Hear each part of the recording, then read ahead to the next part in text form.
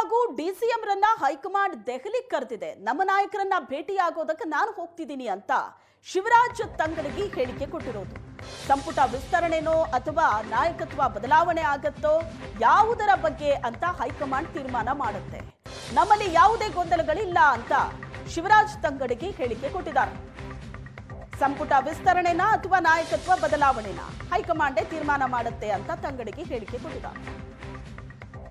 ಎಲ್ಲ ನಿರ್ಧಾರ ಮಾಡೋದು ಹೈಕಮಾಂಡ್. ಅದನ್ನು ಕರೆದಿದ್ದಾರೆ, ಮುಖ್ಯಮಂತ್ರಿಗಳನ್ನು ಉಪಮುಖ್ಯಮಂತ್ರಿಗಳನ್ನು ಕರೆದಿದ್ದಾರೆ. ಅದಕ್ಕೆ ನಾವೇನು ಹೋಗೋದಿರಲ್ಲ, ನಮ್ಮನ್ನೇನು ಕರೆದಿಲ್ಲ. ನಾವು ಹೋಗಿ ನಮ್ಮ ನಾಯಕರಿಗೆ ಭೇಟಿ ಆಗತ್ತೆ, ಹೋಗಿದ್ದೀವಿ, ಅವ್ರಿಗೊಂದು ನಮಸ್ಕಾರ ಮಾಡಿ ಬರೋದು ನಮ್ಮ ಕರ್ತವ್ಯ. ಅದಕ್ಕೆ ನಾನು ಹೊರಟಿದ್ದೀನಿ, ಹೋಗಿ ಭೇಟಿಯಾಗಿ ಬರ್ತೀವಿ. ಗೊಂದಲ ಅನ್ನೋದೇ ಇಲ್ಲ, ತೆರೆ ಬೀಳೋದಲ್ಲಿ ಬಂತು. ಅದ್ರ ಬಗ್ಗೆ ಚರ್ಚೆಗಳಾಗ್ತವೆ, ಸಹಜವಾದಂಥದ್ದು. ಅಧಿಕಾರದಾಗಿದ್ದಾಗ ನಾಯಕತ್ವದ್ದು ಮತ್ತೊಂದು ಮಗನು ಚರ್ಚೆ ಆಗೋದು ಸಹಜ. ಅದಕ್ಕೆ ಗೊಂದಲ ಅನ್ನೋದು ಅನ್ನಕ್ಕೆ ಯಾಕೆ ಹೋಗ್ತೀರಿ? ಆ ಗೊಂದಲ ಅನ್ನೋ ಪ್ರಶ್ನೆ ಎಲ್ಲ. ನಮ್ಮ ಹೈಕಮಾಂಡ್ ಭಾಳ ಸ್ಟ್ರಾಂಗ್ ಇದೆ. ನಮ್ಮ ಹೈಕಮಾಂಡ್ ಒಳ್ಳೆ ನಿರ್ಧಾರ ತೆಗೆದುಕೊಳ್ತೈತೆ. ಅದು ಎಲ್ಲ ನಿರ್ಧಾರ ಮಾಡೋದು ಹೈಕಮಾಂಡ್. ಅದನ್ನು ಕರೆದಿದ್ದಾರೆ, ಮುಖ್ಯಮಂತ್ರಿಗಳನ್ನು ಉಪಮುಖ್ಯಮಂತ್ರಿಗಳನ್ನು ಕರೆದಿದ್ದಾರೆ. ಅದಕ್ಕೆ ನಾವೇನು ಹೋಗೋದಿರಲ್ಲ, ನಮ್ಮನ್ನೇನು ಕರೆದಿಲ್ಲ. ನಾವು ಹೋಗಿ ನಮ್ಮ ನಾಯಕರು.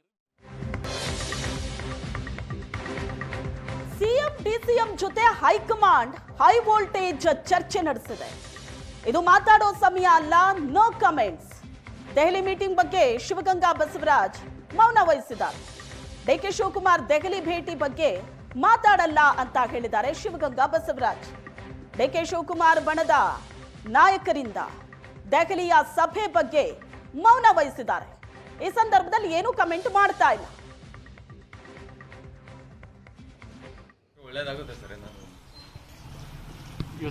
No comment. ಸಾರಿ, ಇವತ್ತೇನು ಮಾತಾಡಂಗಿಲ್ಲ. ಇಲ್ಲ, ನೋ ಕಮೆಂಟ್. ಸಾರಿ, ಇವತ್ತೇನು ಮಾತಾಡಂಗಿಲ್ಲ. ಇಲ್ಲ, ಒಳ್ಳೇದಾಗುತ್ತೆ ಸರ್.